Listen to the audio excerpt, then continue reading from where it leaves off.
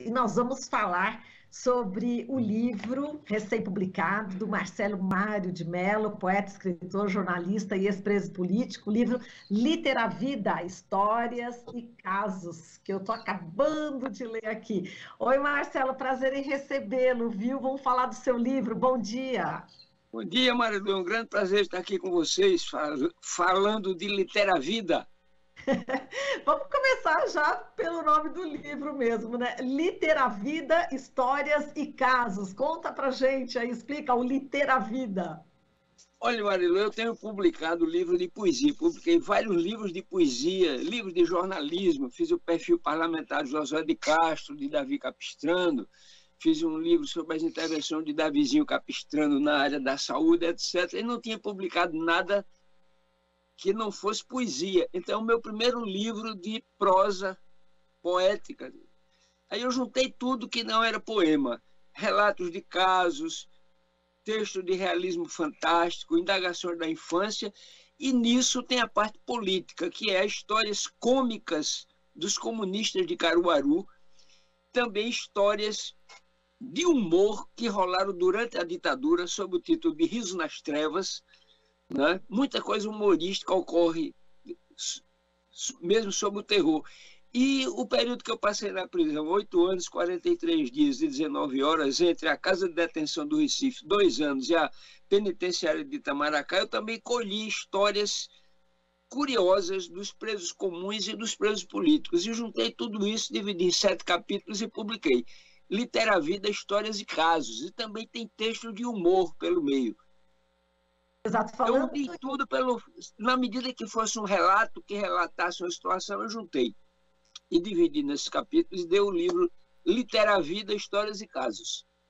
Muito bem. Falando nisso, falando em humor, para quem está no rádio, né, Rádio Brasil Atual, não está vendo o que está exatamente ao lado, né, ao seu lado aqui, um círculo, está escrito poesia, prazer, amizade e humor na conjuntura que for.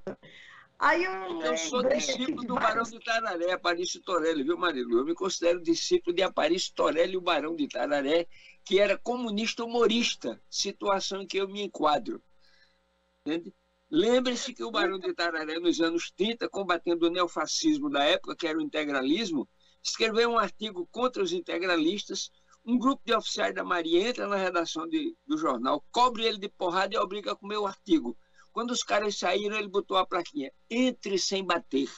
Esse era o humor do Barão. Agora, você falando aí de vários casos, né? Agora, eu vou entrar numa questão aqui, eu achei assim, extremamente delicada, né? Delicado o que você fala, a fada, né? Quando você conta aqui a fada, e você dedicou a sua sobrinha aqui, a Beatriz Medeiros, eu achei tão importante a gente colocar essa mensagem aqui, e vou deixar para você falar, porque a gente está falando aqui para muitas pessoas que são militantes, né? São pessoas que sempre são solidárias aos problemas dos menos favorecidos, às pessoas mais pobres, sempre no sentido de ajudar, né?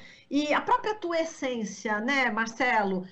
Você sempre está querendo realmente ajudar mesmo a construir um Brasil melhor durante toda a tua trajetória, mas é preciso também olhar o belo, né? Eu queria que você falasse sobre o que você dedicou aqui à sua sobrinha, a fada. Acho importante essa mensagem. Marilu, é que existe o sofrimento do povo, e dentro desse sofrimento do povo existe um grande impulso de solidariedade. Você vê quando caem barreiras, quando existem alagamentos, incêndios, existe um mutirão espontâneo nas comunidades que se organizam. Então o povo tem uma solidariedade visceral, assim, entendeu? Uma coisa de ajuda ao próximo. Antes de chegar socorro, de chegar defesa civil, bombeiro, o povo já está se ajudando entre si. Então, existe essa corrente solidária no povo, é preciso não desconhecer isso. Claro que em toda comunidade tem meia dúzia de bandidos, é uma minoria. Agora é necessário enxergar essa onda solidária que existe no povo. E eu acho que é a partir dessa onda solidária que existe no povo que a gente vai construindo uma solidariedade maior também, que é uma solidariedade política, de construção de instrumentos de democracia, de intervenção na sociedade civil, etc. Tem que partir dessa primeira onda do impulso da ajuda ao próximo, entende? Então, eu trabalho muito com isso. Eu acho que há uma coisa positiva nas populações, no povo, um impulso de ajuda. Então, eu sou muito sintonizado com... E aí eu criei figuras de ficção que estimulam isso, inclusive nas crianças. Eu criei a fada que ajuda, eu criei a mãozinha solidária, é a mãozinha carimã, é uma mãozinha que está de plantão. Quando vê alguém ajudando, uma pessoa atravessando a rua, um velhinho que o óculos cai, ele tem dificuldade de se erguer para baixar, a mãozinha solidária vai lá. Você começar a despertar nas pessoas a importância dessas pequenas coisas de ajuda, senão as pessoas ficam insensíveis. Então eu trabalho muito com isso, com a ajuda possível. A gente tem que partir do impulso natural do povo de ser solidário e ajudar uns aos outros, para construir instrumento da solidariedade maior, que é o bloco democrático popular, para derrotar essa coisa torta, esse sistema capitalista que vive oprimindo o povo. Para mim, tem que partir do impulso natural do povo, nas comunidades, entendeu? Por isso, os militantes têm que estar nas comunidades. Opa, eu já entro aqui com inveja dos urubus, né? Eu acho que você dá um recado muito importante também, com inveja dos urubus em relação à militância de esquerda, inclusive, não é isso? Pois é, porque, veja bem, há uma tendência que eu acho que é o nó cego da esquerda brasileira e a grande fragilidade, Marilu. Nós não tivemos maioria para aprovar a anistia geral ampla e restrita. Nós não tivemos maioria para aprovar emendas das diretas. Nós não tivemos maioria para impedir o impeachment de Dilma Rousseff. Nós não podemos impedir a reforma da Previdência trabalhista, porque nós não temos maioria parlamentar. A gente elege um prefeito, um governador e um presidente e não tem maioria parlamentar. E por que não temos? Porque não temos inserção nas comunidades onde vive o povo. Quem vive inserido nas comunidades fazendo mal são os cabos eleitorais, são os bandidos, os milicianos e os pastores agregados ao poder econômico, vive fazendo trabalho de base ao modo deles. A esquerda tende a viver nas entidades, na diretoria da entidade, na Assembleia Geral, na manifestação de rua, mas não está inserida nas comunidades onde o povo mora e vive. Esse é o nosso buraco, esse é o nosso nó cego.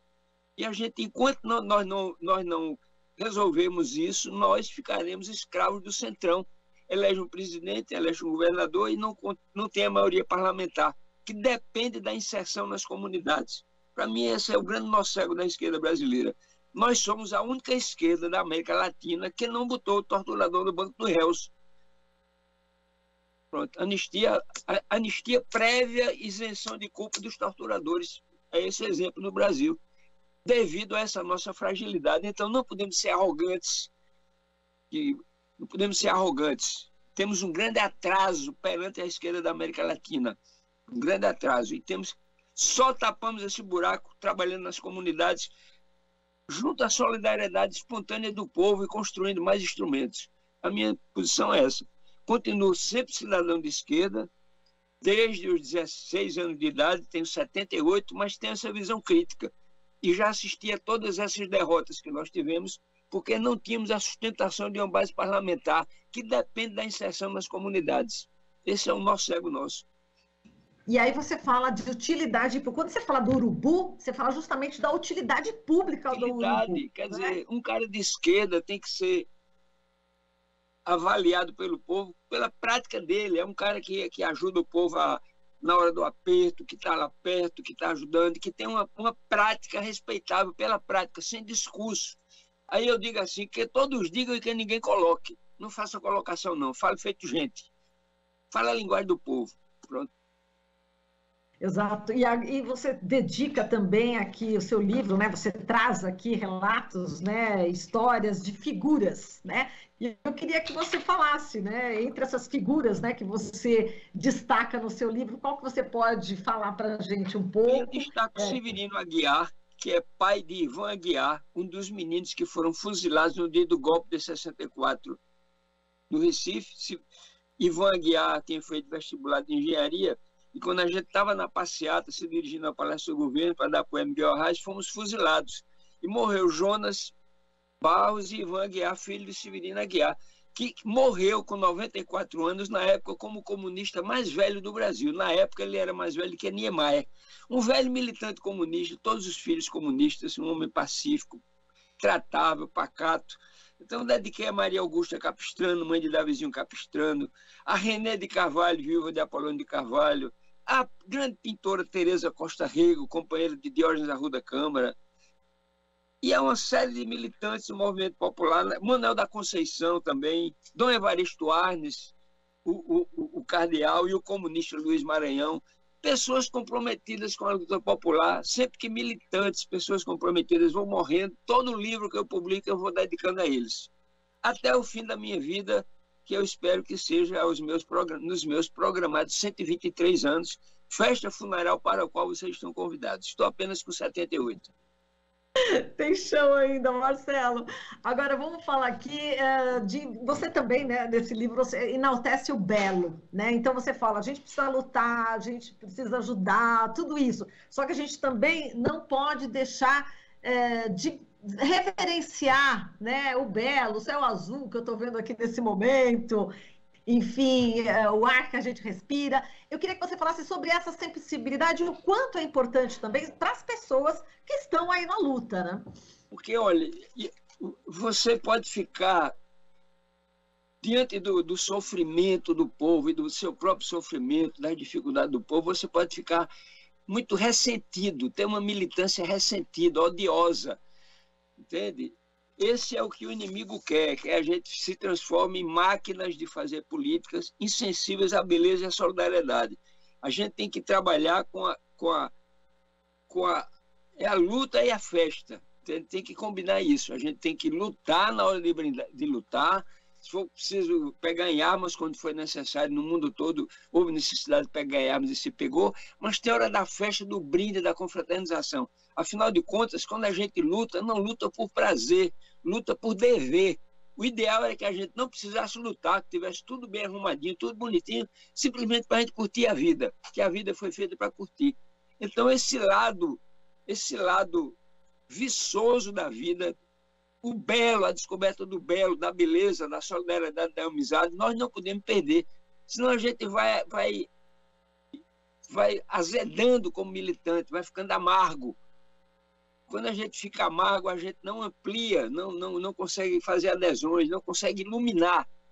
Entende? A gente vai ficando apagado. E quem está apagado não ilumina, não atrai. É mais ou menos isso.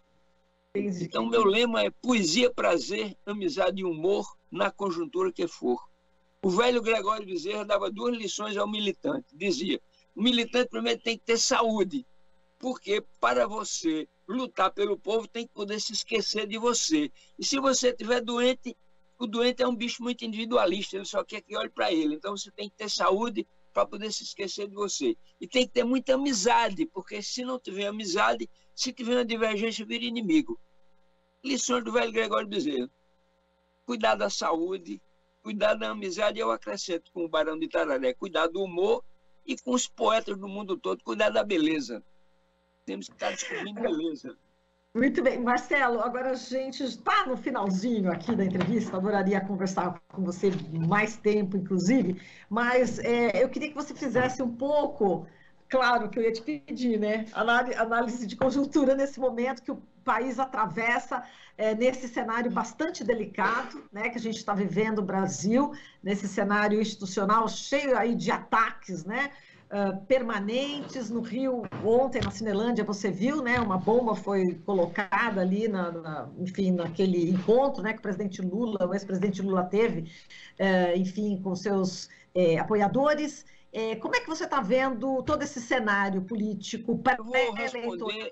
Eu vou responder a você poeticamente. Impossível não olhar os olhos ante o desfile da catraca da morte, águas arrastando, barreiras soterrando casas e corpos, incêndios, devastações, invasões e assassinatos com a cobertura oficial fazendo passar a boiada assassina. Impossível não clamar para que as lágrimas de luto se façam águas de luta, fontes, cachoeiras, inundações e dilúvio para destronar do poder a quadrilha neofascista que governa o Brasil. impossível não exercer o esforço diuturno para, nas próximas eleições, derrotar o chefe dessa quadrilha logo no primeiro turno. Deu para entender aí, Marcelo, muito bom. Agora, onde é que as pessoas podem, como as pessoas podem adquirir aqui o seu livro, Literavida, Histórias e Casos? Daí o serviço. Eu pedi que você, pelo meu e-mail, pelo meu zap, 98151-1944, é o meu zap, 81, né? E o meu e-mail, marcelomaiodemelo@gmail.com. Tem o Pix, entende? Manda o Pix e eu mando o livro pelo correio. Se você puder divulgar isso, você tem aí o meu Pix, o meu e-mail, o meu zap, eu lhe agradeço muito, se puder divulgar isso. Eu mando pelo correio. Tá certo, maravilha. É diretamente com o autor, então, gente. O livro diretamente com o autor. Histórias, direto. marcelomaiodemelo@gmail.com, né? Agora, o seu telefone, o seu zap, o código aí de Recife, qual que é? 98151-1944. Sim, esse é o número seu, né? Agora, existe o código, deixa eu ver aqui, vamos ver aqui o Marcelo. O código é 81. Então, vamos lá.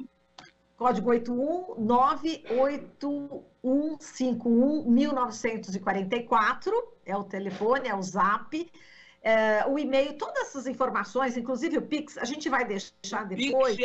O Pix é o meu CPF, é 244-353-17400. Pronto, quanto que custa o livro? Custa R$35. R$35. Então tá, todas essas informações, quem não conseguiu pegar, eu vou ajudar da seguinte forma. Nós vamos postar, geralmente a gente posta as entrevistas, as reportagens no YouTube da Rádio Brasil Atual e da TVT, no setor de vídeos. Vai estar no Cortes TVT também, mas se de repente não tiver, corre lá para o YouTube Rádio Brasil Atual, setor de vídeos, tá ali a postagem, e eu vou deixar tudo prontinho ali, com o telefone, com o e-mail, com o Pix do Marcelo, para você conseguir adquirir esse livro que eu estou adorando ler, estou quase terminando o livro Literavida, Histórias e Casos. Marcelo, muitíssimo obrigada aqui pela sua participação, volte sempre, um beijo para você, meu querido. Beijão, muito obrigado, e se atreva, atreva! Opa, vamos embora! Falamos aqui com Marcelo Mário de Mello, poeta, escritor, jornalista, ex-preso político. Ele acaba de lançar o livro Literavida, Histórias e Casos. Você está ouvindo Jornal Brasil Atual. As notícias que os outros não dão.